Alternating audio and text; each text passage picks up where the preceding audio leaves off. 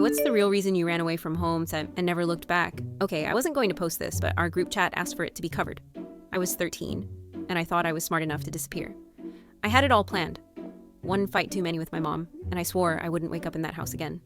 So I didn't. I waited until 2:06 a.m. That's when the house usually went quiet. I had watched the patterns for weeks. My stepdad snored loudest around then, and my mom's sleeping pills kicked in. I tied my hoodie tight, stuffed $50 and a half-charged phone into my backpack, and climbed out the window like I was slipping out of a nightmare. The air outside was thick. Still summer, but it felt like the world was holding its breath. No dogs barking, no wind, just a streetlight flickering like it was about to give up. And then I heard it. A voice. Software. Too soft? Hey, you okay? I froze.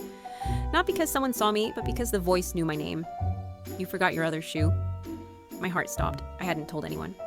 No one knew I was leaving. No one knew where I'd go. And yet, someone was already waiting on the sidewalk, leaning against a car, hands in his jacket. Like he had all the time in the world.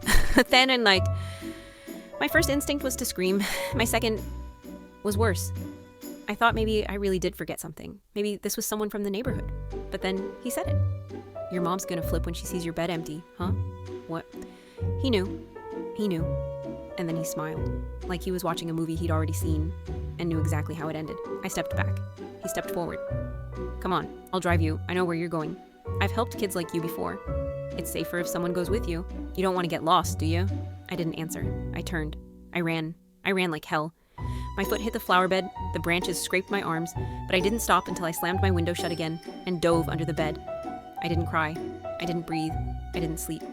The next morning, my mom screamed at me for the mud on the floor. She didn't ask why my hands were shaking. She didn't notice the scratch on my cheek.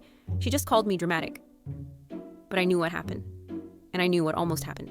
Later that week, there was a flyer posted by the gas station. A man in a black hoodie, wanted for luring runaway teens in the area. My heart turned to ice. It was him. It was him. I never told my mom. She wouldn't have believed me anyway. But I did leave one thing behind. I shredded the fake map I'd drawn and buried it in the backyard. Because I wasn't going to run anymore. I was going to survive.